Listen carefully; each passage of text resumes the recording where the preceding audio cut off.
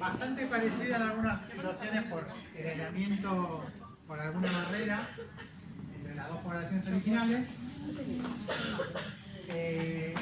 Pero como dijimos antes, acá lo importante es la fragmentación, ¿sí? O el tamaño poblacional implicado, porque ahora vamos a ver, es crucial para el puntapié de la divergencia entre las dos poblaciones.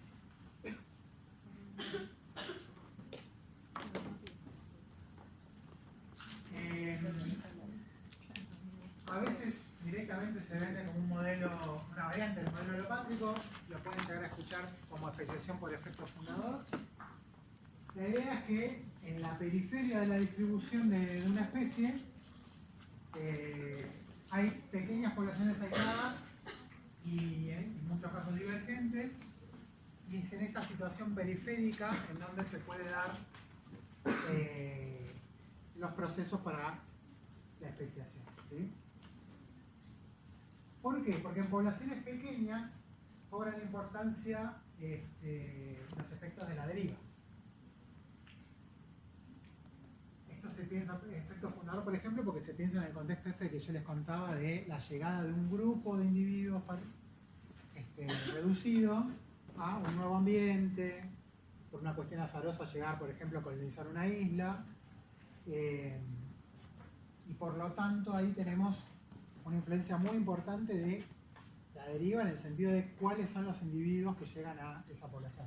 ¿Se acuerdan que habíamos discutido un poco el hecho de, por ejemplo, los cuellos de botella, cómo alteran muchísimo las frecuencias alélicas, porque perdemos un montón de variabilidad y la nueva población queda representada por una submuestra particular de lo que era la variabilidad original?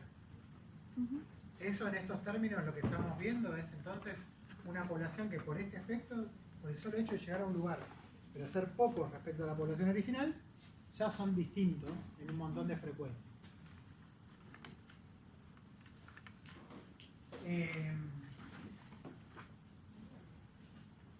Y después hay una vuelta de tuerca a esto, que es que este efecto fundador, este efecto fuerte de la deriva, permite que esos individuos que pertenecían, digamos, a una norma ecológica, por así decirlo, de la población original, por el simple hecho de participar de un efecto fundador, viven lo que a veces lo pueden ver como una revolución genética. Ahora vamos a ver qué significa eso. Pero básicamente es como una especie de oportunidad de salirse de una situación adaptativa que estaban para ocupar otra. ¿Cómo funciona eso? Primero y principal, ¿se acuerdan que habíamos dicho que la selección natural y la deriva, cuando actuaban simultáneamente, en las poblaciones chicas, la deriva se volvía muy importante y la selección natural cada vez perdía más fuerza? ¿Sí? Independientemente de este modelo, si yo tengo una población con una situación ecológica particular, una adaptación,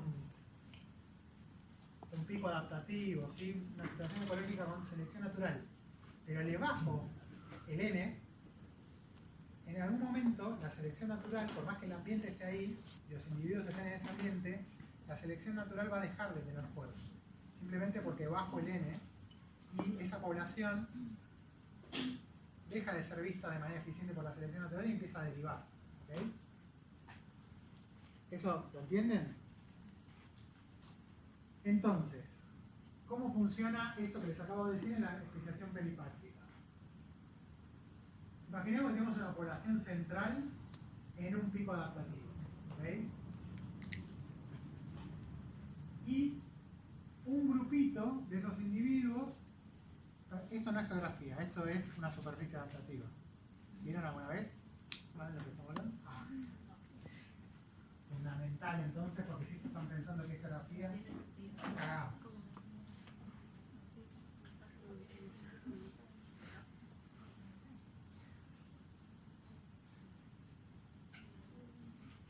Yo tengo una población con variabilidad genética, ¿sí? Versus el fitness. Esto es el valor de un carácter, cualquiera, el que se les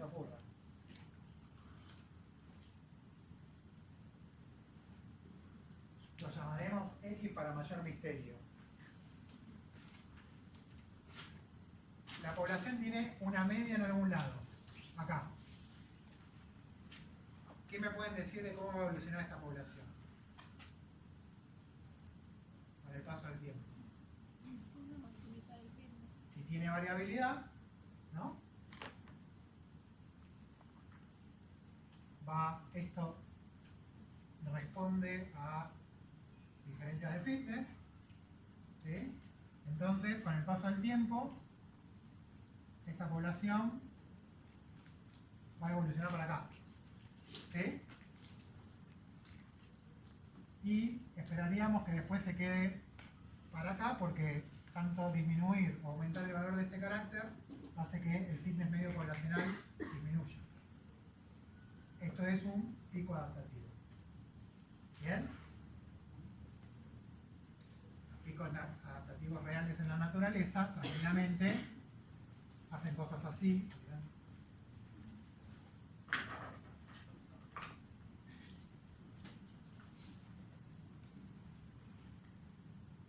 Vamos a usar lo que quedó del pizarrón anterior. Pueden tener cosas así. ¿Okay? Lo que sí pasa es que si yo tengo una población acá, llega a este punto, pero de vuelta se cumple esto que les estoy contando, ¿no? O sea, queda acá, porque cualquier aumento o disminución me baja el fitness.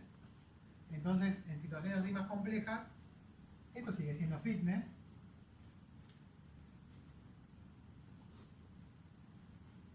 En situaciones más complejas se habla de que esta población está en un máximo local, que el carácter tiene un máximo, pero que esta población no lo alcanza. Quizás hay otras poblaciones que sí, hay otras poblaciones que están en otros picos, y no pueden pasar de una situación a otra porque en el medio hay valles, y la selección natural nunca trabaja bajando el fitness medio poblacional. ¿Sí? Simulaciones ¿se entiende la lógica de esto? Bien. Esto es para un carácter. Si yo esto lo hago para más de un carácter, puedo tener el X y el Y, tengo estas situaciones donde tengo superficies adaptativas. ¿Sí? O sea que acá en realidad lo que tengo es un carácter y otro, y el fitness combinado de esos dos caracteres. Funciona igual, ¿sí? Pero ¿vamos bien? ¿Sí? Bien. Si una población está acá, es imposible que evolucione a otro pico por selección natural, ¿no? Sin embargo, en la naturaleza, a veces, las poblaciones pasan de pico. ¿Cómo hacen?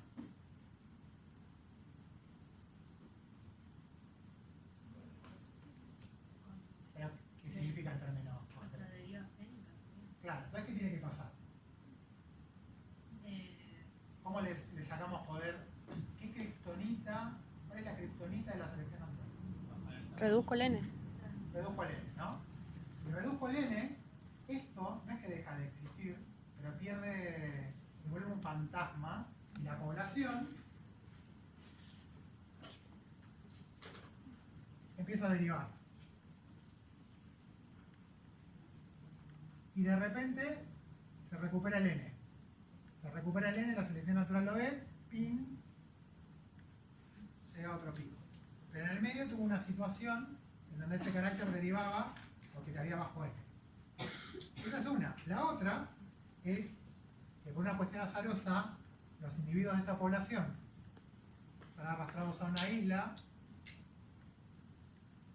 derivan, pero ya de una manera rápida. O sea, no es un efecto de deriva por reducir N, sino directamente es un cuello de botella, un efecto fundador. Y su situación, cuando empiezan a poblar esa isla, es que en realidad se encuentran cerca de otro pico adaptativo. ¿Se entiende? Esa es la revolución genética que estamos hablando. Entonces, vuelvo al ejemplo. No es geografía eso, es una superficie adaptativa, ¿lo ven? Tenemos una población en un pico.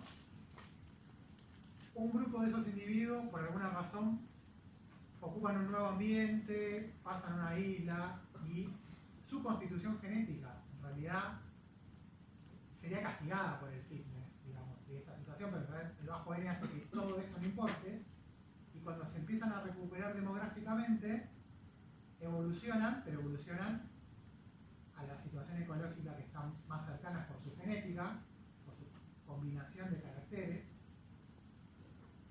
y llegan a otro pico. Que puede ser más alto, puede ser más bajo, es otro pico. Eso ya no quiere decir que el pico más alto. No, de hecho, tranquilamente la población original estaba acá, revolución genética, llegan a una isla que los termina llevando a esta situación. ¿Quieren la versión para adultos de esto? ¿No? Esto es un carácter, estos son dos caracteres, los genotipos reales son n-dimensionales, así que las superficies estas son hiperdimensiones que no nos entran en la cabeza. Entonces estas trayectorias que estamos hablando son como el hiperespacio, ¿no? Pero no importa, la lógica sigue siendo la misma. Digo porque a los que les interesa el tema hay unas cosas, las superficies adaptativas tienen unas propiedades hermosas tipo agujeros negros de los viajes a las estrellas, pero bueno, eso es para cuando haya evolución 2 o 3. ¿Se entiende la lógica? Los picos no tienen por qué ser más altos o más bajos, hasta pueden ser iguales. Lo que sí es verdad es que se llega a una situación ecológica de combinación genética / fenotipos que no se llegaría simplemente por selección natural. ¿Okay?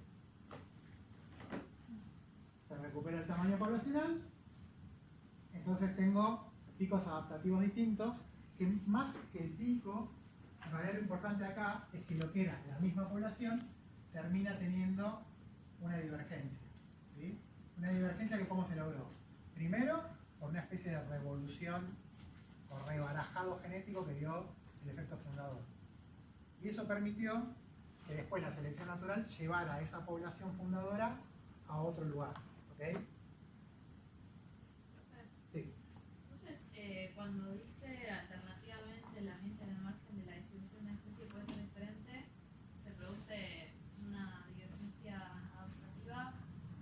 O sea, divergencia adaptativa, no sé bien a qué me referís. La selección natural actuó, es adaptativa, Sí. pero esto es distinto a esto.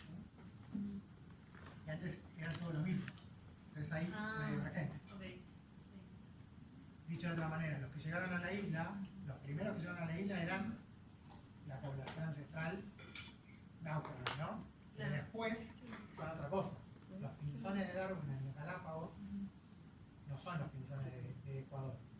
O sea, como que tienen una divergencia de adaptabilidad porque están en distintos ambientes y por la deriva génica. Sí, primero la deriva génica y después la selección natural. Claro, primero la deriva génica. No termino de entender, o sea, el pico adaptativo son los cambios en caracteres, por ejemplo, que puede tener esa población una vez que se va a otro lugar. ¿Sí? Pero ¿por qué el pico como que ya está formado y no se forma una vez que esa población se movió y en ese nuevo ambiente no se El pico está dado, el pico, la superficie adaptativa es la ecuación de fitness, digamos, ¿no? Para que eso exista, en realidad, cualquier proceso selectivo es un diálogo entre los genotipos y el ambiente. O sea que en realidad lo que estás diciendo vos es, sí, hasta que no existen genotipos que responden ecológicamente a un ambiente, no existe. Pero no existe el ambiente ni... O sea, se tiene que dar simultáneamente las dos cosas. Pero dado que hay genotipos en un ambiente nuevo, se te establece una situación ecológica que te da una superficie adaptativa. ¿Sí?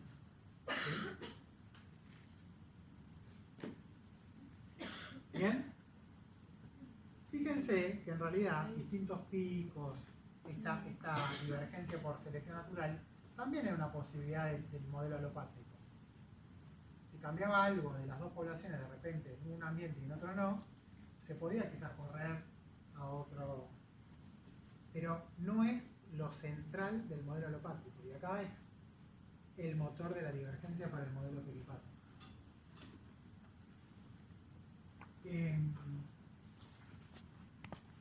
Ahí está lo de las revoluciones genéticas que yo les contaba, ¿no? Mike proponía que la especiación implicaba grandes cambios en el genoma y ese mecanismo peripátrico era el que lo podía originar. ¿Por qué? Porque el modelo alopátrico, como veníamos viendo, ya les mostré que hace 20.000 años se diferencian las poblaciones, pero como son grandes, el proceso es lento, no tenemos una revolución genética, como a veces veía Mike de grandes diferencias entre especies cuyo tiempo de divergencia no era tan grande. Entonces, acá se respeta la alopatría, se respeta la interrupción del flujo génico, pero también estamos agregándole un par de vueltas de tuercas para que se acelere la divergencia.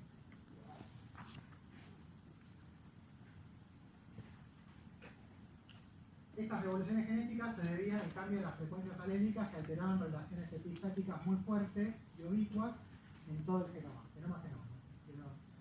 produciendo aislamiento reproductivo como consecuencia.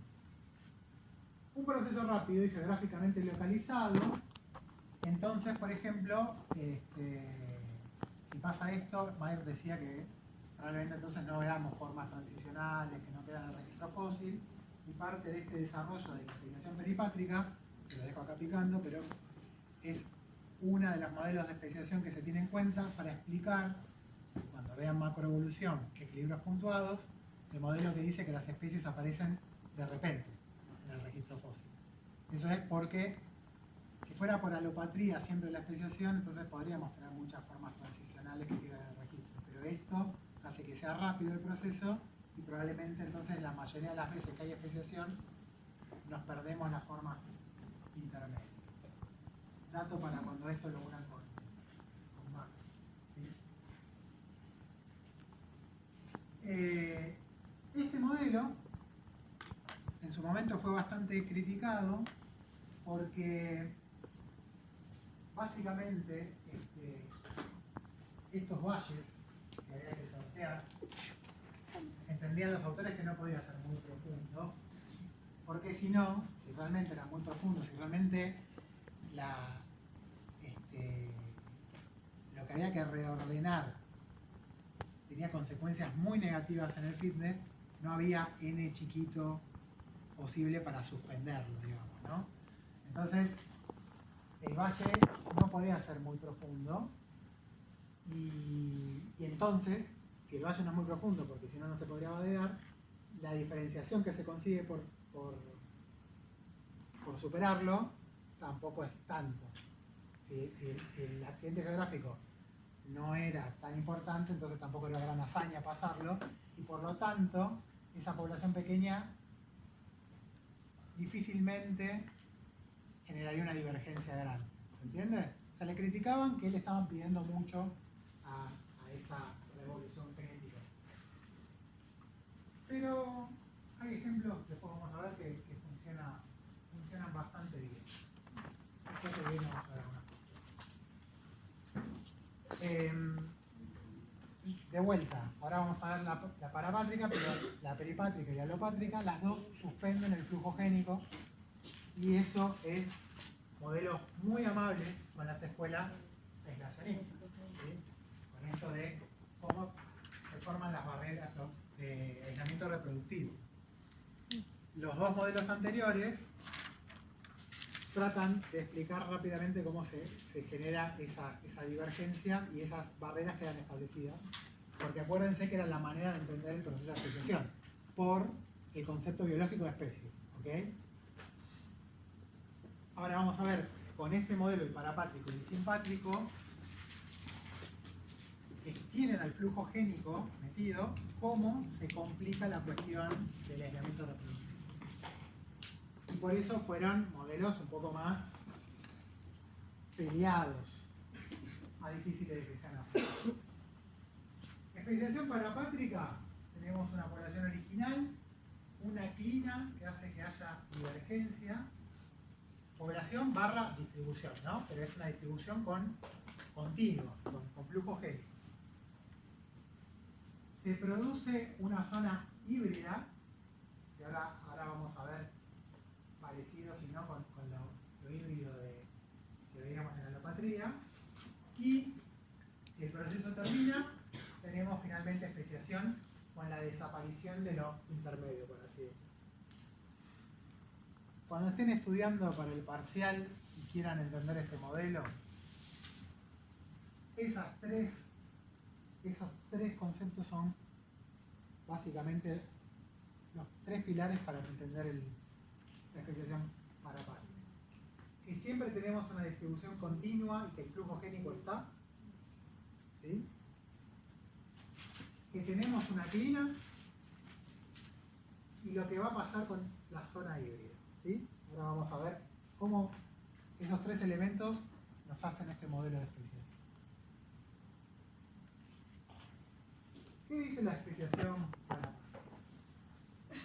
Tenemos una población que vive en un área a la cual está adaptada, se expande a una zona contigua donde el ambiente es diferente y en esa expansión el ambiente es diferente, pero no es circunstancial. El ambiente es diferente y, por lo tanto, las presiones selectivas son diferentes y esa población va evolucionando localmente, adaptándose a, en este caso dice morfo alternativo, o sea, un fenotipo que responde a ese ambiente.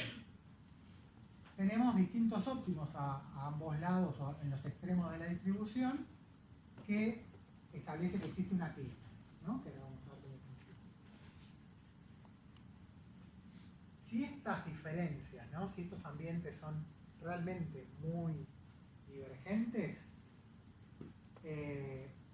vamos a tener una zona de transición y esa zona de transición va a tener individuos intermedios, ¿no? Fíjense que acá en ningún momento hubo una divergencia aislada, o sea, siempre tuvimos un continuo, pero un continuo que llegó a extremos ambientales, los individuos de esos extremos ambientales responden, pero como es un continuo, en el medio tenemos, si en una cosa hay algo muy divergente de otra, pero no se interrumpe en ningún lado, en algún momento tenemos una zona en donde eso va a ser intermedio. ¿Ven? Entonces, esa es una zona de transición. ¿Cómo va a ser esa zona? Va a depender mucho cómo va cambiando el ambiente a lo largo de la distribución también, cómo es la clima. Esa zona de transición va a ser híbrida, genéticamente hablando. No, una pregunta. ¿Clima es entonces el ambiente? Es aquel parámetro del ambiente que es el que está cambiando y que por lo tanto está obligando a la población a adaptarse, ¿no? Sí, ahora vamos a ver con eso. Si esa zona de transición, esa zona de tensión ecológica, por así llamarlo, en esa zona los híbridos, ¿sí? Aquellos individuos que tienen componentes de ambos márgenes, digamos, de la distribución, tienen menor fitness, entonces la zona híbrida también se llama zona de tensión y puede haber situaciones en donde la selección natural trabaje para reforzar el aislamiento reproductivo o generarlo directamente y cortar con eso, ¿sí? Entonces, eso,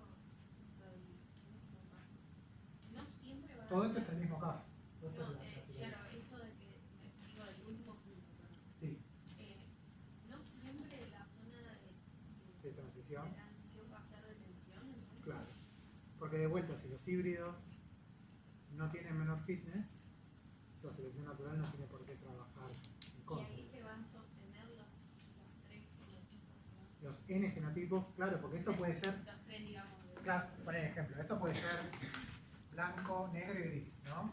Pero en genética cuantitativa, esto puede ser un tamaño corporal chico, uno grande y todos los intermedios, y que eso copie lo que te pide el ambiente, que no haya ninguna crisis, digamos, en ningún lado, y en las zonas intermedias los genotipos intermedios funcionan bien, y ahí no tenemos especiación, ahí solo tenemos una especie muy diversa y polifénica, digamos. ¿Se entiende? O sea, esto podría ser una situación que no genere especiación. Si la población pudiera responder perfectamente, podríamos no tener especiación.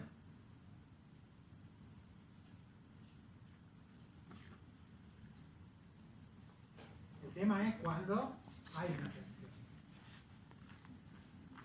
Y acá está lo del flujo génico. Esto puede ser una distribución continua o pueden ser en realidad muchos demos, todos muy cerca, de tal manera que funciona como continuo y siempre hay flujo génico. Y cualquier tipo de flujo génico obviamente que dificulta la divergencia.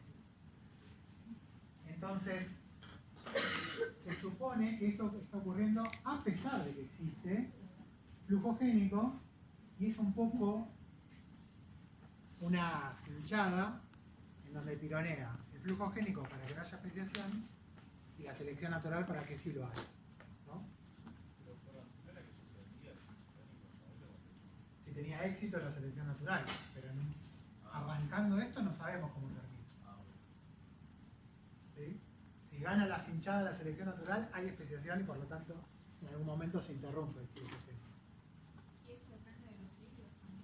Eso depende de qué pasa con los híbridos. Básicamente, dime qué fitness tiene tu híbrido y te diré dónde termina. Ahora vamos a ver casos concretos, porque esto está muy en el aire, chicos, pero es para lo que les estoy presentando acá son esos 3 pilares que yo les conté que sirven para entender.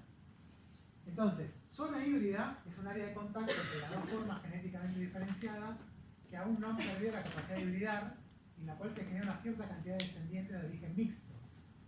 ¿Sí? Híbridos en ese sentido, de origen mixto. El fitness de los híbridos puede o no ser menor que el de los parentales. Y acá me detengo porque ustedes van a escuchar híbrido para alopatría, híbridos para la situación parapátrica, zona de contacto acá y en alopatría, pero fíjense que acá nunca se interrumpió la distribución. Entonces, por más que se llame zona de contacto esto, es zona de contacto entre los morfos si quieren, pero esa zona siempre existió. ¿Okay? Entonces esto es un contacto primario. Cuando teníamos la alopatría que divergían y después se ponían en contacto y se armaban los híbridos en alopatría, esa zona de contacto es secundaria. ¿Sí? Clase que viene les enseño a diferenciar una zona de contacto primaria de una secundaria, porque uno que se perdió la historia de la vida en la Tierra va como un nabo, como una nava al campo, se encuentra con híbridos y ¿qué modelo de especiación estamos parando? Por suerte lo podemos establecer. Pero va a estar la discusión. ¿Es una zona primaria o secundaria? Bueno, lo pueden saber. No lo van a saber hoy, pero lo pueden saber. O sí, algunas cosas lo vamos a hacer. ¿Se entiende? Entonces, tenemos híbridos, tenemos una zona de contacto, pero estas primarias. Nunca hubo interrupción entre las dos partes más divergentes. Zona híbrida primaria. Se origina como consecuencia de la divergencia que está ocurriendo in situ. La zona híbrida secundaria es cuando dos formas diferenciadas en alopatría se ponen en contacto y como consecuencia del flujo génico se genera un gradiente de variación. Eso es el contacto secundario del modelo alopático. No confundir con este modelo. Y ahora vamos a ver la clínica. Terminamos de ver esto de manera general y vemos ejemplos. La clínica es un gradiente de variación ambiental con efectos ecológicos relevantes para el organismo estudiado. ¿Qué significa esto? Que tenemos caracteres que están afectados por la clínica. Hay una variación fenotípica que lo ve y hay una presión ambiental sobre esos caracteres. El ancho de la clina, qué tan rápido cambia ese factor ambiental, va a depender de cada caso, ¿no? Y puede ser muy variable. Las clinas más estrechas y de mayor pendiente se denominan escalonadas o abruptas, ¿sí? Imaginemos que acá estamos caminando de oeste a este y alguna variable ambiental que me interesa cambia así, y otra cambia así, claramente esta está cambiando de manera más abrupta, ¿sí? Quizás si yo camino, voy subiendo por el centro de la Argentina, la temperatura media cambia con no sé cuántos cientos de kilómetros. Pero si yo lo mismo lo hago subiendo por una montaña, la temperatura media me cambia con cada 100 metros que suba. Esa clina de temperatura es mucho más abrupta. Porque camino menos, me cambia más. ¿Lo ven? obviamente, que qué es caminar mucho o poco en una clina también va a depender del organismo, ¿no?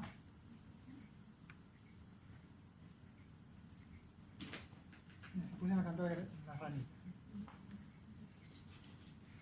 Ahí tienen el ejemplo acústico de los fonogramas que les mostraba antes. Hubiera sido para la misma diapo, ya esta era como la mejor clase. Especiación parapátrica, la clina. Acá tienen un poquito, esto es una exageración muy abrupta, pero fíjense, acá tienen un ambiente, otro, en esta parte de la distancia geográfica que uno camina, está seleccionándose en contra a grande, y acá se seleccionan a favor a grande y en contra a chica, ¿no? Entonces, Q, fíjense cómo, o P, no importa, el alelo que quieran, fíjense cómo va cambiando de frecuencia dependiendo si está seleccionado a favor o en contra. Pero esto no se corta y tiene una continuidad porque tenemos todo el tiempo flujo génico. ¿Ok? Entonces, en realidad ustedes han resuelto en los TPs problemas como estos. Acá en el ejemplo está la situación horrible en donde el coeficiente de selección también es positivo, ¿no? Pero acá fíjense que este genotipo está seleccionado a favor, más que este y menos que este, y acá es el caso contrario, ¿no? Este modelo de selección son modelos de selección direccionales que ustedes saben perfectamente cómo funcionan. Y ustedes saben que un modelo de selección direccional con estos coeficientes fijan el alelo. Pero ¿por qué no se fijan los alelos? Porque en realidad tenemos un continuo de ambiente y esto tiene flujo génico, entonces en ningún lado se termina de fijar porque tenemos el efecto homogeneizador del flujo génico. Ahí está la cinchada entre lo que está haciendo la selección en cada parchecito de ambiente, por ejemplo, sacando un tipo de alelo y todo el tiempo llegando individuos de regiones cercanas aportando ese alelo. ¿Qué de esos dos procesos biológicos es más fuerte? ¿O cómo es la relación de fuerzas? Va a determinar la forma de esta clina y el destino de este modelo, si tiene éxito o no en especial, ¿sí? Fíjense acá, distancia de vuelta oeste a este, la frecuencia de un alelo, que está favorecido acá, el A2, acá el A1. Fíjense que la clina que se forma tiene distintos valores, y fíjense, acá está el flujo génico y el coeficiente de selección. Cuanto más gana el flujo génico, más homogeniza esa clina y la hace más suave. Si el coeficiente de selección le gana al flujo génico, la clina puede ser bien abrupta y la población puede responder adaptativamente muy localmente, ¿no? Como con un grano muy fino. Así que esto, que lo vemos en los alelos y tiene que ver también con el flujo génico, que es la capacidad de los individuos de desplazarse y de reproducirse localmente, también es una interacción con qué estamos hablando particular del ambiente, ¿no? O sea, ahora esto está en el aire, pero tendremos que pensar ejemplos ecológicos concretos para entender cómo funciona esto. Hay muchos ejemplos de clinas. Acá tienen el seguimiento de polimorfismos de especies de sapitos, por ejemplo, y cómo desde el centro de una clina, para un lado y para el otro, cómo cambian la frecuencia de los alelos. Hay mucho estudiado en rearreglos cromosómicos en autópteros. Hay unos ejemplos re lindos que se ven en Genética 2 con grupos locales de langostas y los rearreglos cromosómicos, y por ejemplo uno camina a lo largo de los Andes y la frecuencia de rearreglos va cambiando de manera clinal. ¿Por qué? Porque esos rearreglos cromosómicos, ahora no alelos particulares, proveen diferencias en el fitness para sus portadores. Entonces, por ejemplo, tenemos clina de polimorfismos cromosómicos en vez de frecuencias de alelos particulares. Sí. O sea, a mí no me queda tan claro igual todavía lo de la clina, como que es tipo la gráfica que se puede ver de tipo, directamente unir los puntos, o es como ese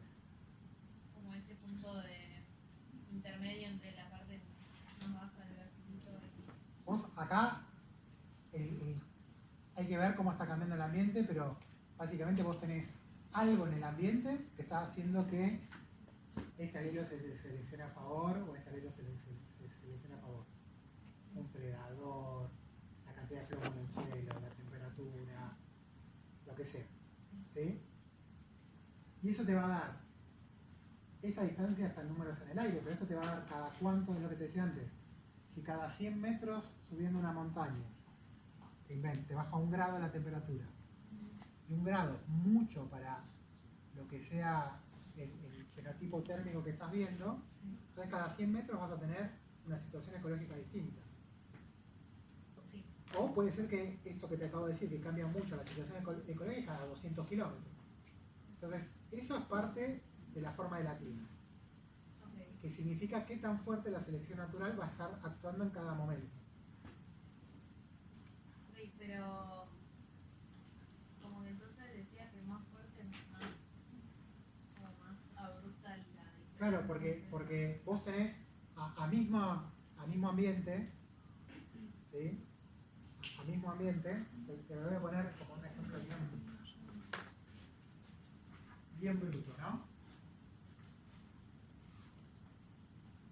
Vos tenés una situación en donde vas caminando geográficamente, esto es la Pampa, tenés una situación en donde acá el fitness de tener alelos a 1 es 0 y acá es 1. Bien brutal, ¿no? Pero vos tenés individuos a lo largo de todo esto, ¿ok?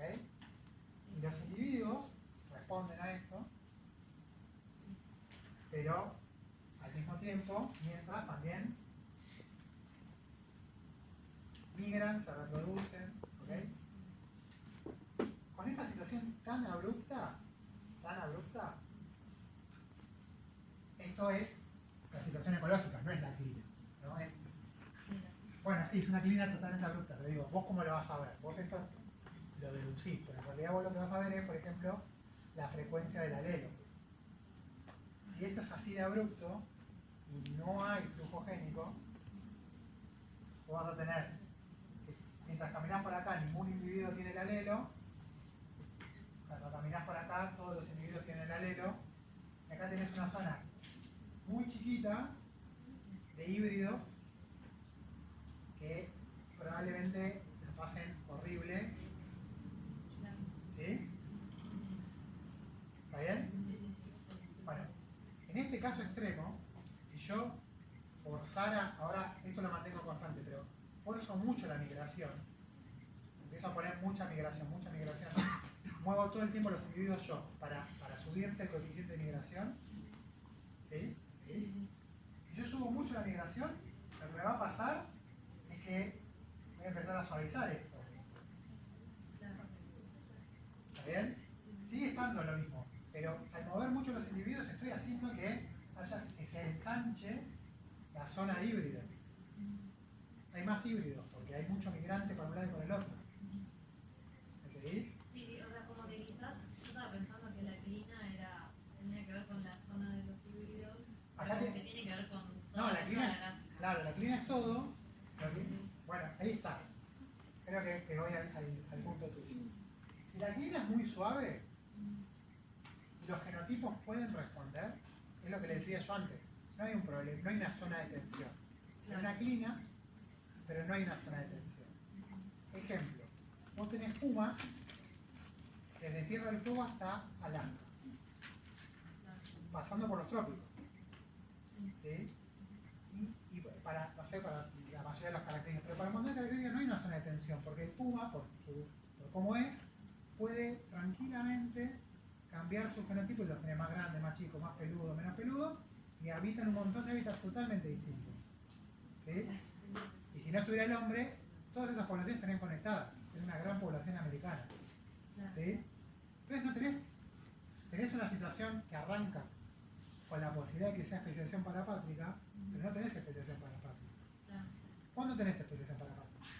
Cuando esta clina, que estoy yo estoy hablando no es tan benévola y suave como temperatura media de la latitud en América para un puma, sino por ejemplo es, como vamos a ver ahora, metales pesados en el suelo, ¿no? Y vos acá tenés una plantita que va creciendo y acá tenés una mina de oro que tira cianuro con plomo. Entonces ahí tenés una sensación súper benévola que enseguida es así y se vuelve. Entonces, esto ya es más tenso y hace que quizás no haya genotipos acá que puedan vivir tranquilamente. Y ahí tenés no solo una clina, sino que por cómo la clina crece o cambia, se vuelve una zona de tensión. ¿Qué es lo que está tensionando? La genética de los organismos que quieren habitar la zona. ¿Sí? Vamos al ejemplo que les quería contar, a ver si se entiende. Esta plantita es un pasto, está en un montón de lados, está en campos así de manera continua y los campos cerca de líneas presentan suelos contaminados con metales pesados. Y ha pasado que se volcó un montón de tiene un nombre eso que no me acuerdo ahora cómo se llama, pero de suelo levantado, contaminado, que se tiró en los campos, que primero quedan como pilas de tierra, digamos, desnuda, y se vio cómo estos pastos colonizaban esos terrenos, ¿no? Y lo que tenemos acá, creciendo en esto, son, en realidad, individuos que son tolerantes a altas concentraciones de metales pesados, que no todas las plantas, no todos los genotipos lo pueden hacer. Los dos tipos de plantas, tolerantes y susceptibles, están lo suficientemente cerca como para que los individuos puedan utilizarse entre sí. De hecho, ahora ya uno no ve las zonas donde tiraron el suelo contaminado, sino que uno camina una pradera, que a lo sumo tendrá ondulaciones, tienen que ver, ondulaciones naturales, y el pasto es continuo, ¿sí? Nos hackearon, chicos.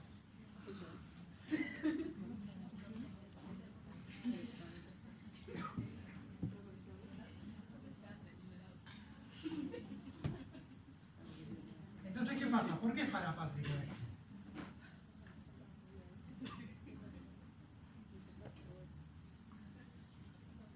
¿Entienden que una planta se puede cruzar con otra que está ahí a unos metros? Porque básicamente el polen va a volar. No hay ningún tipo de interrupción del flujo génico.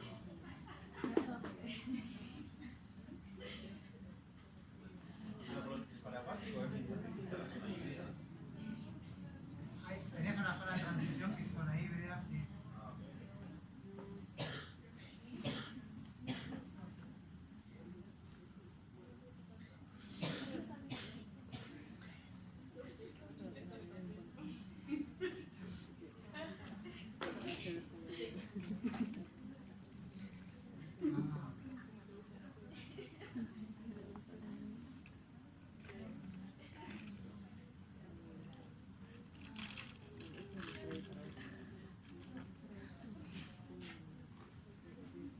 No hay flujo génico interrumpido, hay un continuo de plantitas, pero los dos tipos de plantas empezaron a evolucionar ahora a tiempos de floración diferentes.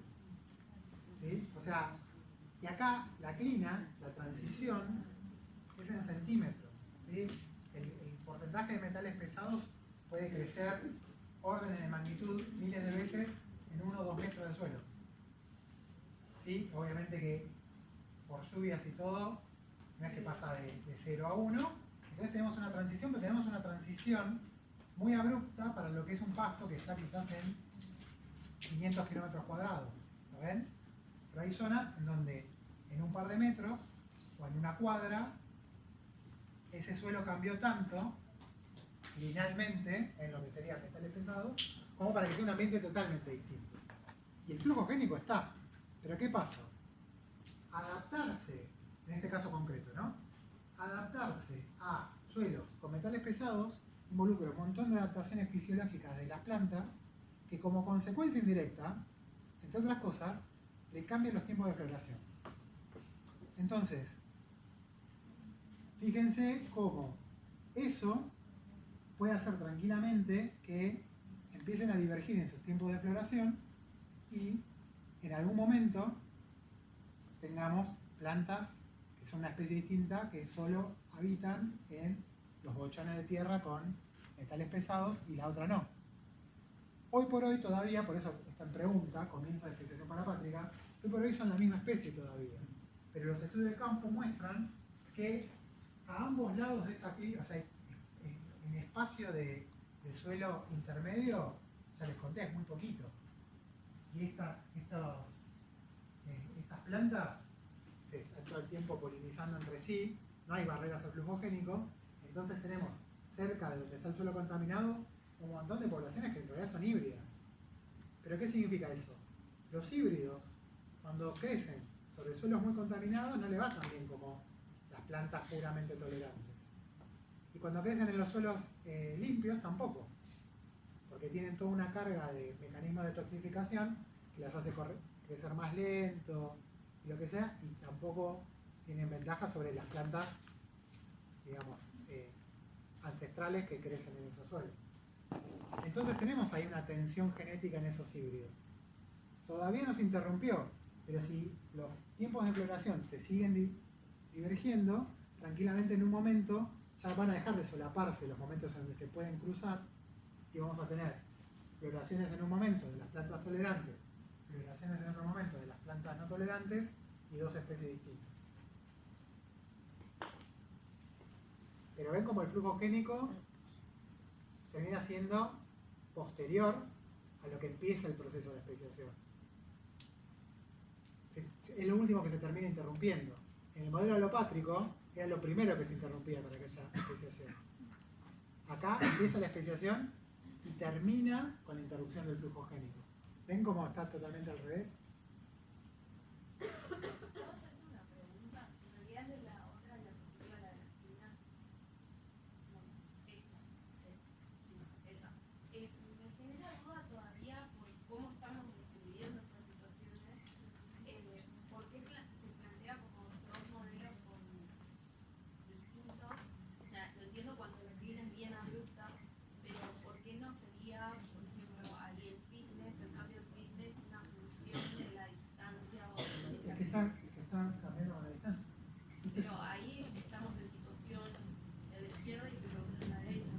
Bueno, pero en el medio esto podría ser, puede ser intermedio tranquilamente. Va cambiando gradualmente. Claro. Ah, está bien. Va perdiendo fuerza un modelo Ah, y va ganando fuerza otro. como que hay una superposición entre los dos modelos. Sí, o una interrupción, en algún punto quizás ninguno de los dos funciona bien. Como en el caso de que te cuento de los pastitos.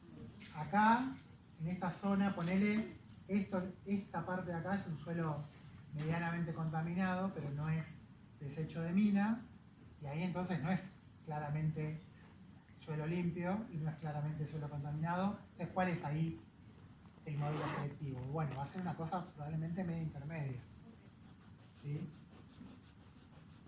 El tema siempre pasa por si esa zona intermedia permite una población viable intermedia y no hay conflicto. Si no hay conflicto, entonces vas a tener tolerantes, semitolerantes, no tolerantes y no hay especiación. Pero si esa zona no permite una población muy viable, es bastante abrupto, lo que vas a terminar teniendo es, de alguna manera, una interrupción de eso para evitar esa zona de tensión. ¿Sí?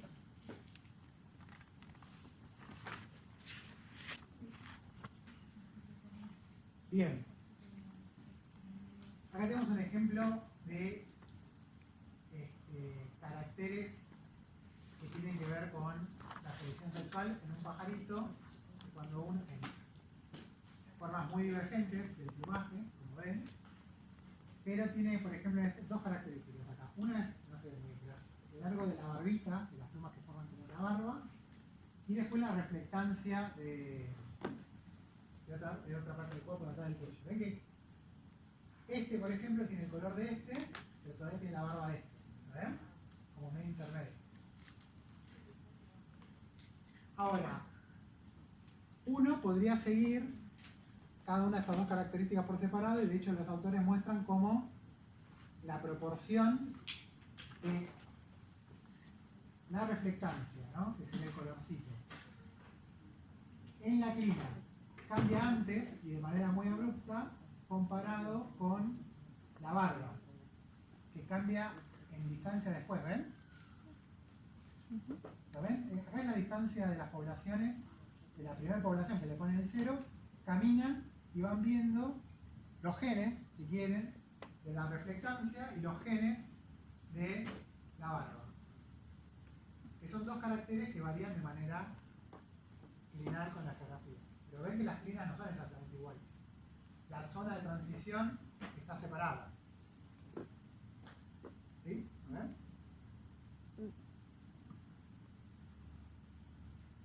Bien. Algo importante de esto es que tenemos caracteres que varían de manera clinal, que son los que están en juego con la clina, y el resto de las características de los individuos no están en juego ecológicamente hablando, ¿no? Si esto lo ve la selección natural, estos alelos, las mutaciones de estos alelos, ¿cómo clasificamos a esa variabilidad? Si está vista por la selección natural. ¿De variabilidad de qué tipo? Justo no. Positiva o negativa. Claro, es adaptativa. Tiene un efecto negativo o positivo, pero es adaptativa. Cuando no lo ve la selección natural, ¿cómo es la variabilidad? Neutra. ¿Qué piensan ustedes que pasa con toda la variabilidad que no está jugando con la clina? ¿Cómo se comporta? Neutra. De manera neutra. ¿Y qué tenemos acá de punta a punta, además de una clina? ¿Qué es lo otro que tenemos? En las hinchadas está la selección natural, con una clina, el flujo génico. ¿Sí? Entonces, el mar de fondo, digamos, del genoma, de la especiación parapátrica, todo lo que es neutro para esta situación, está derivando.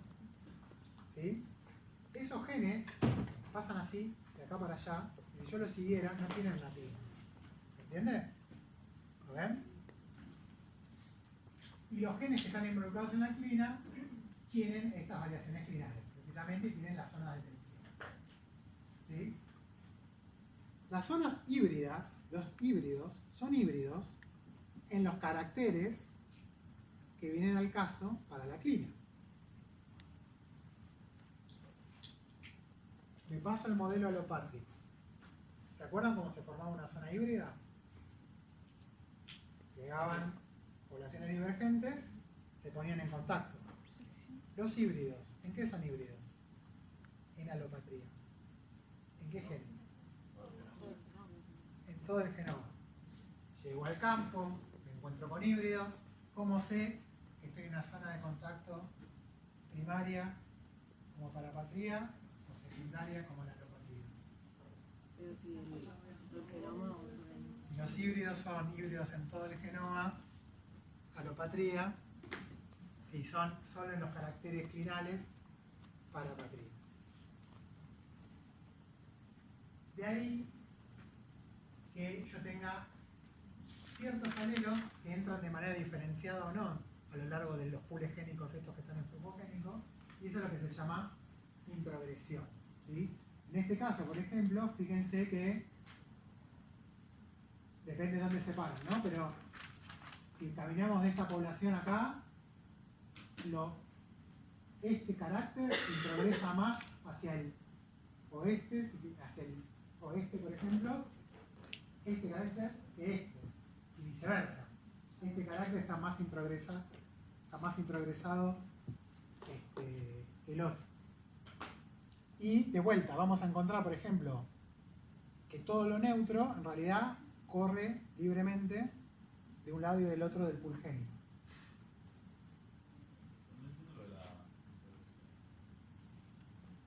La introgresión es cuando vos tenés, bueno, acá tenés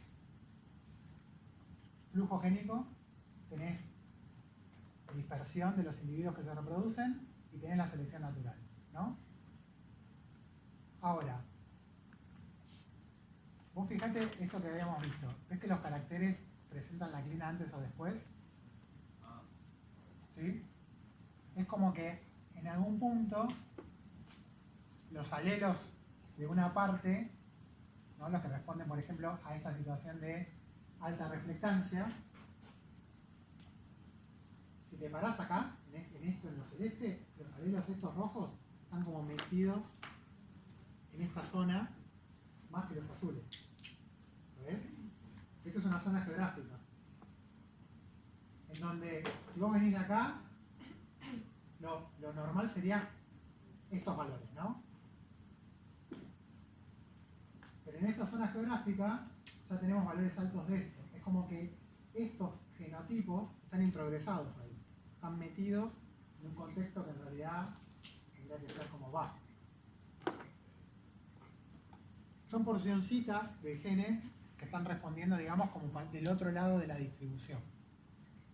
Pero yo lo que le digo es, no todo ingresa a la otra parte, digamos, de la distribución con la misma facilidad.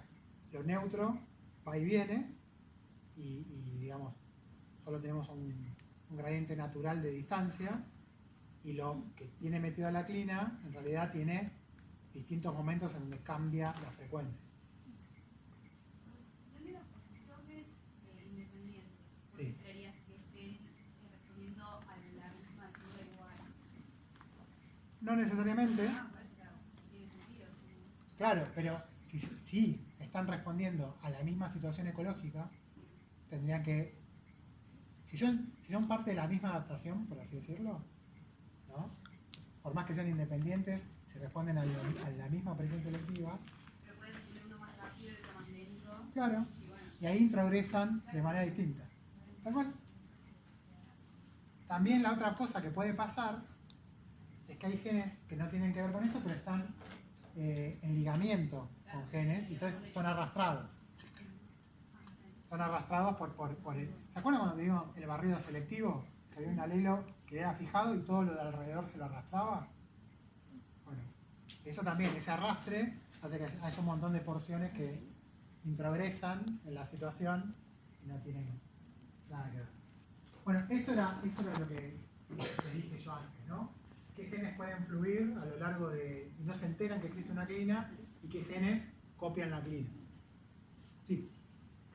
O sea, no termino de entender igual cómo funciona la progresión. Es como que hay... No es un proceso, es un patrón, ¿eh? O sea, O sea, no puede funcionar porque no es un proceso andante.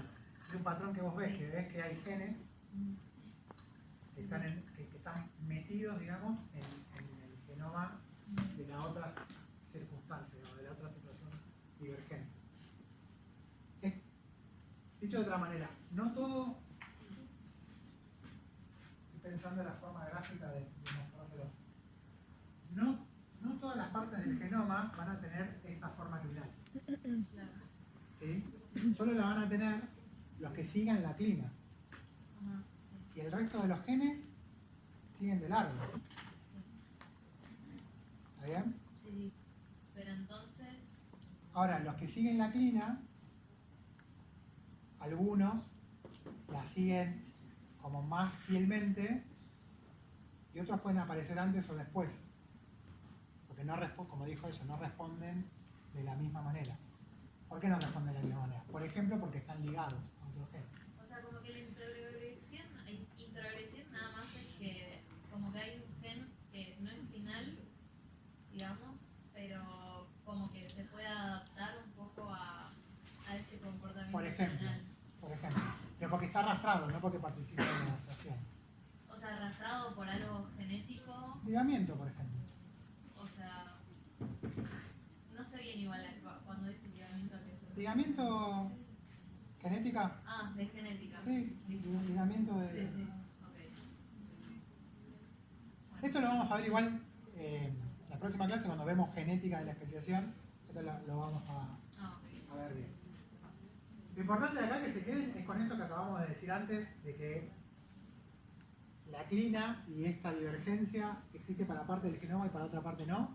Y eso es crucial para determinar qué tipo de híbrido estamos viendo, que es lo que nos permite ver qué tipo de especiación está ocurriendo. Si es alopátrica y es un contacto secundario, o es parapátrica y estamos viendo los híbridos desde el día 1 en la zona donde ocurrió. Puede pasar que tengamos zonas en donde vemos esto de zonas de tensión, pero no para una especie, para un montón de especies al mismo tiempo. ¿Sí? Como varios organismos que siguen el mismo patrón. Y eso básicamente es por... Bueno, como les contaba yo de las islas, los refugios pleistocénicos, si después esos refugios se recuperan los ambientes y un montón de poblaciones, un montón de organismos se expanden, bien puede pasar que muchos de esos organismos empiecen a tener un escenario de nuevos ambientes y que muchas de las clinas funcionen para muchos organismos al mismo tiempo.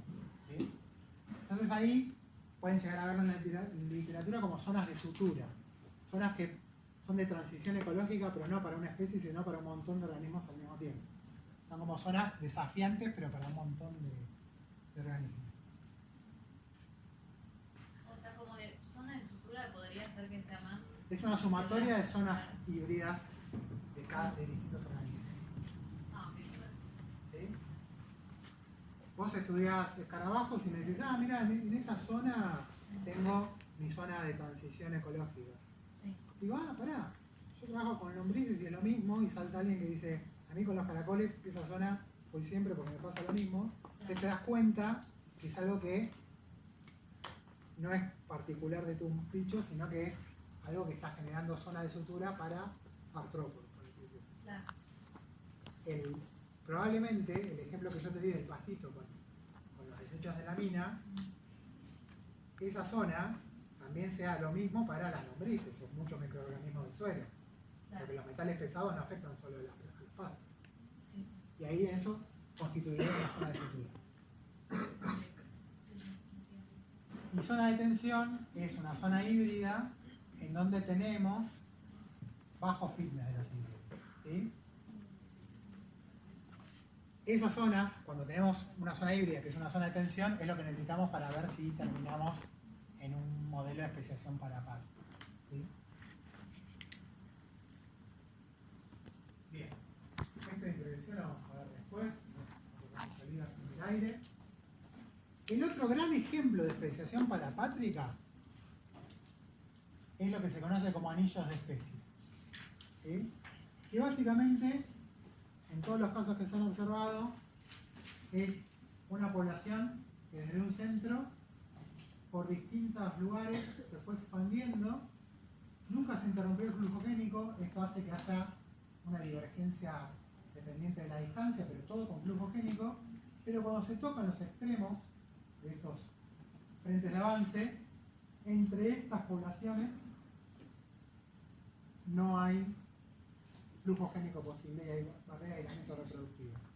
Entonces se da la paradoja que para el concepto biológico de especie, por ejemplo, entre esto y esto son dos especies distintas, y camino así, pero en realidad si voy caminando así, siempre pienso que son variantes de la misma especie porque hay flujo génico sin problemas, y me paro de repente y me termino viendo que estoy donde arranqué, que había llegado a la conclusión que esto y esto eran dos especies distintas. ¿Se dan cuenta la paradoja? Me paro en el concepto de biológico de especie. Hago un estudio así, digo, especie A, especie B. Esto, no es la misma especie. La misma especie, la misma especie, la misma especie, la misma especie, la misma especie, la misma especie. La misma especie. Esto y esto no es la misma especie. Esto es porque básicamente tenemos una diferenciación que permite una divergencia tal que los extremos ya se diferenciaron tanto como para ser considerados especies distintas, pero mantenemos todo el gradiente por otro lado que nos demuestra que hay un flujo génico muy limitado pero ininterrumpido de punta a punta. ¿Sí? El ejemplo es las gaviotas alrededor del círculo ártico. ¿Sí? Entre estas dos especies no hay flujo génico, las dos especies europeas, pero cuando nos ponemos a caminar para el otro lado, cada una de estas especies no tiene problema en mantener flujo génico con las un anillo de especies de gaviotas. Especies según qué concepto, bueno, habrá que discutirlo, ¿no? Porque esto funciona como un gran pool génico, digamos, con cierta fragmentación, pero flujo génico al fin.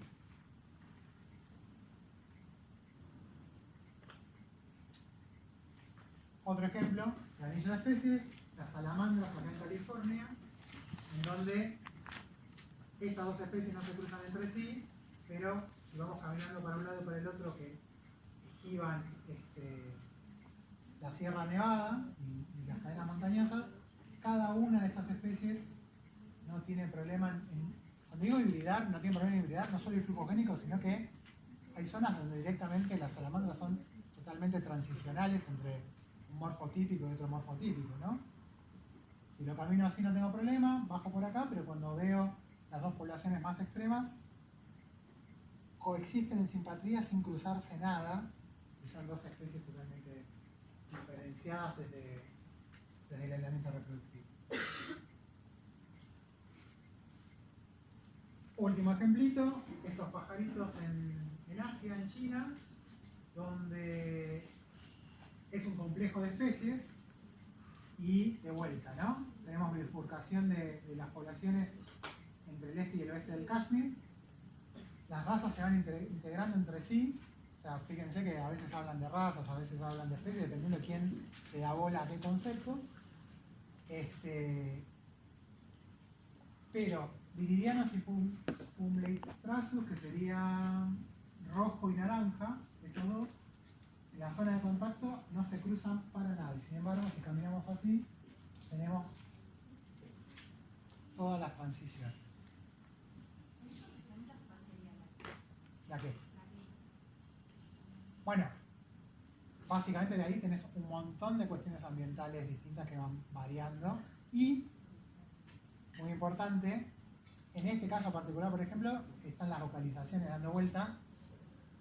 Tenés una clina de selección sexual. Tenés ahí cambios dentro de la especie de lo que es preferido como canto, por ejemplo, para cada una de las poblaciones / especies transicionales. En las salamandras habría que ver, pero también, acá estos que son, digamos, patrones, observaciones en la naturaleza, podés ver que hay un montón de cuestiones clinales, tenés un montón de cosas del ambiente para ir siguiendo, ¿no? Lo que sí es interesante, sí o sí vos tenés una diferenciación tal que los extremos ya llegás a la conclusión de que son especies distintas. Y también tenés evidencia de que nunca se interrumpió el flujo génico. Entonces, hasta incluso si no supieras cuál es la clina, claramente tenés una diversificación por distancia extrema que te dio eso y no se interrumpió el flujo génico. Lo importante de los anillos de raza es que acá lo vemos todo como una especie de paleta de ejemplos de distintas cosas, ¿no? Pero de vuelta, hubo un momento en donde se entendía que la especiación solo era por modelo alopátrico, solo era interrumpiendo el flujo génico. Entonces la aparición de este tipo de casos, ahora nada, es como otra cosa que se tiene que estudiar, pero en su momento eran claros contraejemplos de que no solo la especiación era en alopatría, no solo era interrumpiendo el flujo génico, ¿sí? Todas este modelo parapátrico, que estuvimos hablando un montón de selección natural y cómo se comporta la clina, y el que vamos a ver ahora, está la selección natural andando, y no se entiende por interrupción del flujo génico. En todo caso termina con interrupción del flujo génico, pero no empieza. ¿Y se acuerdan que en la clase pasada yo le decía al modelo, al concepto biológico de especie, al modelo de especiación en la alopatría, la escuela aislacionista, que básicamente estudiar la especiación era estudiar el aislamiento reproductivo? Había gente que decía, estás confundiendo el carro con el caballo. Estás estudiando barreras al flujo génico cuando en realidad pueden ser no la causa de especiación, sino la consecuencia. Bueno, si la parapatría funciona, si la simpatría, como vamos a ver, funciona, en estos casos de especiación, la interrupción del flujo génico es consecuencia, no es causa de especiación. ¿Lo ven? Conclusión, puede haber especiación sin interrupción inicial del flujo génico. Último caso y nos vamos. Especiación simpátrica. La más herética de todas. Una población original, pasa algo y tenemos especiación en el seno de la población. ¿Sí? El último modelo de especiación en ser aceptado por la ciencia y sin embargo el modelo de especiación tal cual lo pensaba Darwin. La especiación simpátrica ocurre cuando dentro de una población un grupo de individuos queda reproductivamente aislado del resto sin estar físicamente separados, o sea, sin que se interrumpa el flujo génico. En otras palabras, implica la divergencia de especies dentro de la ubicación geográfica compartida. El aislamiento reproductivo puede ser causado por factores temporales, comportamentales, de especialización ecológica o causado por anomalías cromosómicas. Esto lo vamos a ver la próxima clase. Pero básicamente tenemos una población inicial con un carácter medio y tenemos una situación que se llama selección natural disruptiva. ¿Lo vieron eso?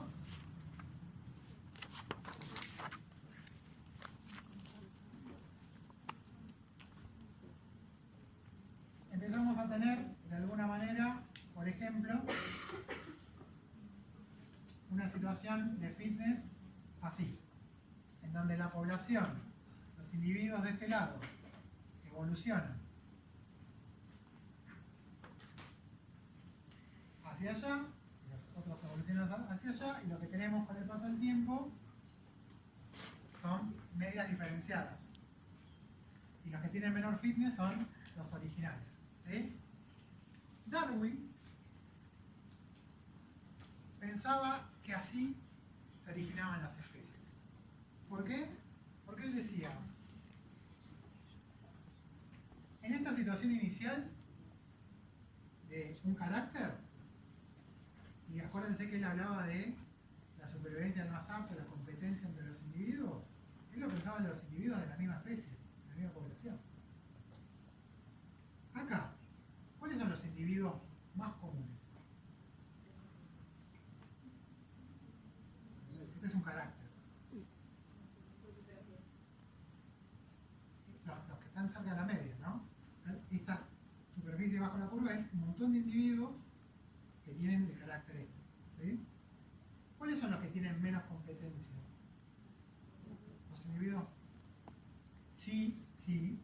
Hay una situación ecológica, por ejemplo, que uno puede con estos distintos formas de carácter o valores de carácter aprovechar distintos alimentos, por ejemplo, ¿no? Entonces, estos individuos tienen mayores recursos que estos individuos que se tienen que repartir proporcionalmente menos recursos. Entonces, siempre pensaba que las poblaciones estaban como en situaciones de selección natural disruptiva, diferenciándose. Esto es un proceso selectivo y por lo tanto ocurre en una población. Es una divergencia en el seno de una población. Y es la selección natural que va especializando ecológicamente, si quieren, a distintas partes de esa población, la que lleva a la divergencia. ¿Sí? En la especiación simpátrica vamos a tener entonces un ambiente heterogéneo que propone distintas especializaciones ecológicas, ahora vamos a ver, y por lo tanto en el seno de la población empiezan a evolucionar distintos morfos, distintas alternativas de aprovechar el mismo ambiente. ¿Sí? Si a esto que estamos hablando, que es una cuestión puramente ecológica de recursos, ahora vamos a ver, se le agrega algo como un apareamiento preferencial al sistema, y entonces tenemos la posibilidad de que de vuelta, al final, se interrumpa el flujo génico, no haya más híbridos y tengamos en el seno de una población el surgimiento de dos especies distintas. Otra superficie adaptativa, ¿sí? Acá tenemos dos características del pico de un pajarito, ¿ok? Y porque existen distintos tipos de coníferas y comen las semillas dentro de cada tipo de cono, tenemos una superficie adaptativa particular, ¿sí? Dicho de otra manera, hay combinaciones de estas dos características del pico que hace que sean buenos estos pajaritos en comer algún tipo de conífera, pero hay picos, hay formas de pico como esta combinación, que no sirve para nada, o esta combinación que puede ser medianamente buena para estos dos tipos de conífera, pero no es la mejor. Te conviene especializarte en una buena ejemplo, ¿eh? Esto es una superficie adaptativa. Si nosotros tuviéramos una población así de variable para el pico, lo que terminaría pasando es que tenemos la posibilidad de ocupar con distintas morfologías y especializarnos en distintos conos. Esto puede pasar en una población en el mismo bosque, si están todos estos árboles. ¿Lo ven? Inicialmente tenemos una población muy diversa que podría ocupar distintos nichos y después especializarse. ¿Por qué? Porque si se siguen cruzando entre sí y producen este tipo de fenotipos, esos van a ser híbridos con menor fitness. ¿Lo ven? Esto es lo que yo les decía antes acá de recursos compartimentalizados, ¿no? ¿Se entiende? ¿Lo ven? Bien.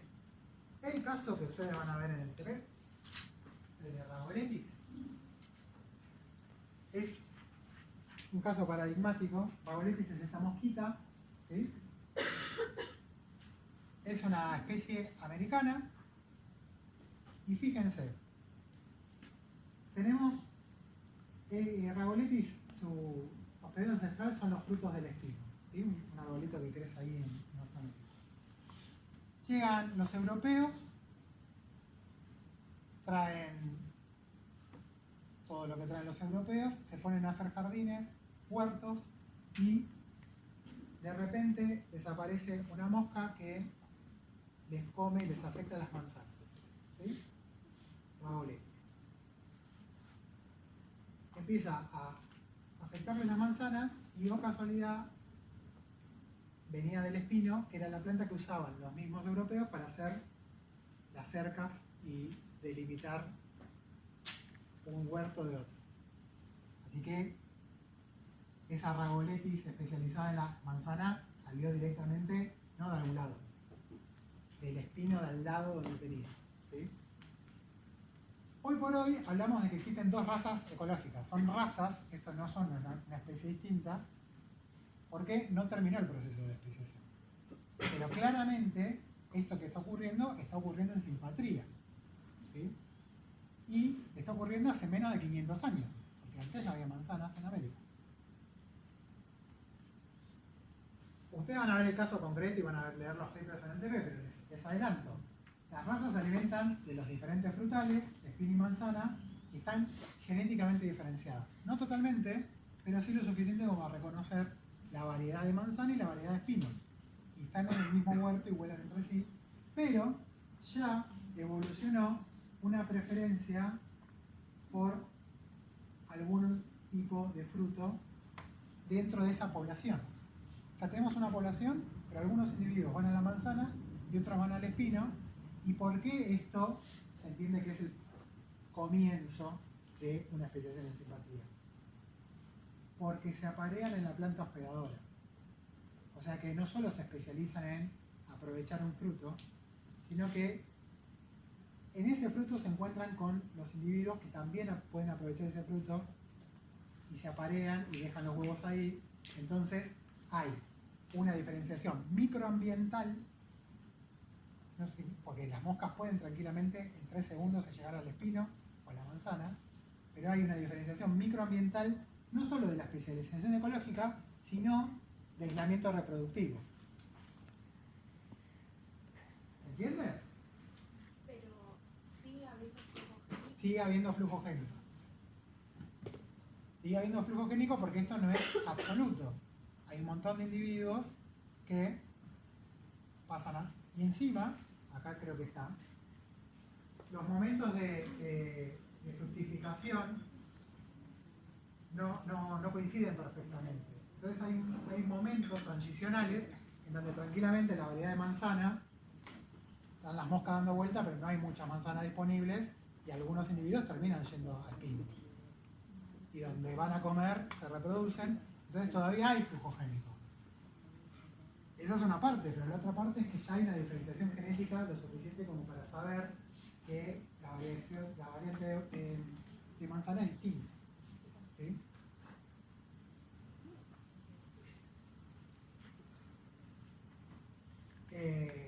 Si uno va al laboratorio, los puede tener a las dos razas híbridas sin problema y hasta podría correr el riesgo de si las mantienen en algún alimento de laboratorio, perderlo y fusionarlo. O sea, no hay un problema muy grande. Pero en la naturaleza, claramente están diferenciadas. ¿Sí? Es, para los que les gusta el modelo en simpatría, un hermoso ejemplo en simpatría. Para los que no les gusta, te dicen, pero todavía no es especiación en simpatría. Recién arrancó. No sabemos cómo va a terminar. No sabemos si esto se funciona. Entonces, es un caso bastante honesto. ¿Sí? Pero lo van a ver, lo van a estudiar. Ahora, fíjense, acá tienen a Ragoletis como Nela es la especie, ¿no? Acá tienen la de espino y la de manzana. ¿Está bien? Pero si ustedes, esto lo quiero enganchar con lo que hablábamos del problema de la parafilia cuando recién aparecían las nuevas especies. Si yo agarrara muchas poblaciones de Ragoletis, de espino, ¿sí? Hiciera una filogenia, tendría, imagínense, ¿no? Muchas especies, agarro todas las poblaciones de Ragoletis, todas de espino, y me hago una filogenia, ¿no? Y agarro la variante de manzana. Y me va a quedar más asociada a alguna de las de espino que al otro, ¿no? Cuando esta termine siendo una especie nueva, fíjense que la especie ancestral es parafilética. ¿Lo ven? En el preciso instante en que empieza a aparecer una nueva especie, la especie ancestral es parafilética. Entonces, este es el problema que yo les trataba de contar en la otra clase, de que en los momentos cercanos de la especiación, las filogenias dan raro. Nos dan especies que no son monofiléticas porque en el seno de una especie tenemos parte de la población que va a terminar siendo otra. Nacho, Sí. pero ¿cuál sería la diferencia entre este caso y el de el pasto?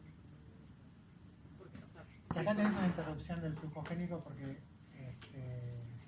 pero no sé si siguen reproduciendo entre sí. sí. ¿Por qué no es parapátrico esto? ¿O porque no es Porque siento simpático que el el ejemplo otro? es el mismo, porque en ambos cambia un ambiente, pero No, pero acá el ambiente es el mismo para todas las... Acá no tenés... no tenés una- manzanas y cosas. Están en el mismo lugar. O sea, no ves los dos árboles como dos ambientes diferentes. No. Ok. Están en el mismo lugar. Es eso. El otro es un El gradiente campo sería ambiental, el claro. ambiente. En el otro lo que está en juego es que vos... Es una cuestión de escala. En el otro lo que está en juego es que vos tenés una expansión, un rango de distribución de las poblaciones que haya inevitablemente una estructuración espacial. ¿Sí? Acá todo pasa en donde estás vos y yo, están los dos árboles y las moscas vuelan por toda Ciudad Universitaria. Entonces no puedes decir que hay un problema de estructuración, de que el flujo génico no puede llegar. Y el último caso de especiación simpátrica, ahora con plantitas. En la isla de Lord Howe hay unas palmeras, que hay distintas especies de palmeras, y son endémicas de esa isla, así que no podemos decir que vienen de otro lado. Y esa isla tiene dos tipos de suelo, uno volcánico y uno calcáreo.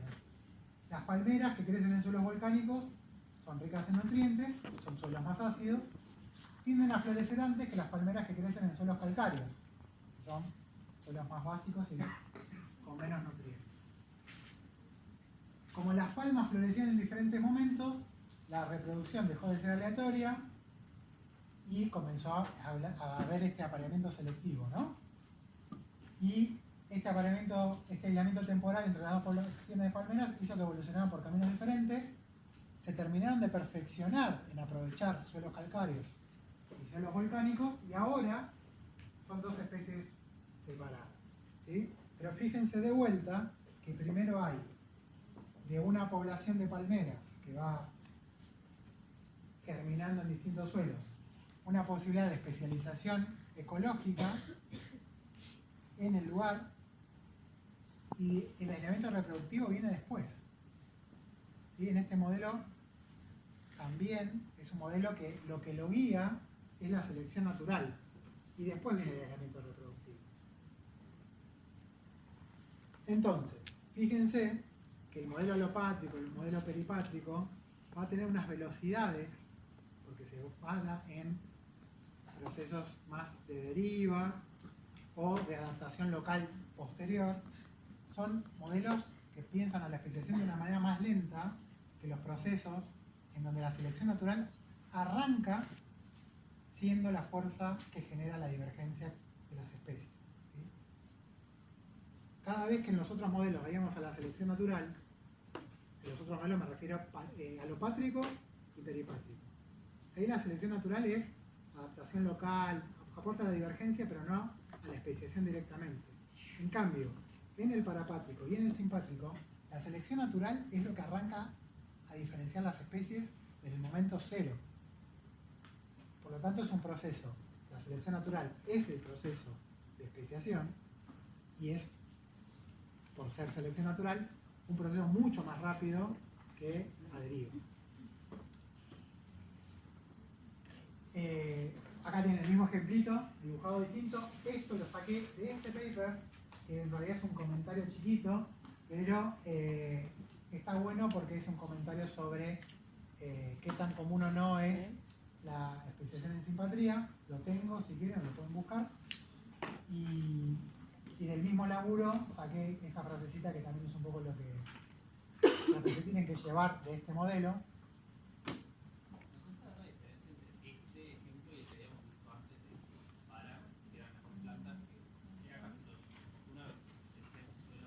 Claro, lo venenoso del ejemplo del pastito, el otro, es que están tan cerca que parecen simpatría, ¿no?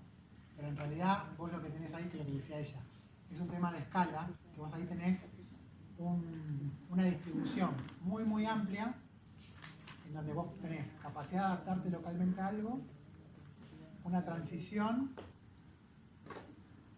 y otra zona divergente, ¿sí? Y en todo esto que yo te digo, de una punta y del otro, los organismos no están en contacto. Cuando decimos que hay flujo génico de acá a acá, de acá a acá, de acá a acá, de acá a acá, así, y vos tenés una zona de transición en la que no participan todos los individuos del sistema.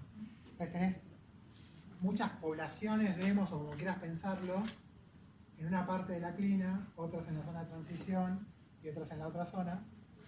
Y acá pasa todo exactamente en el mismo lugar.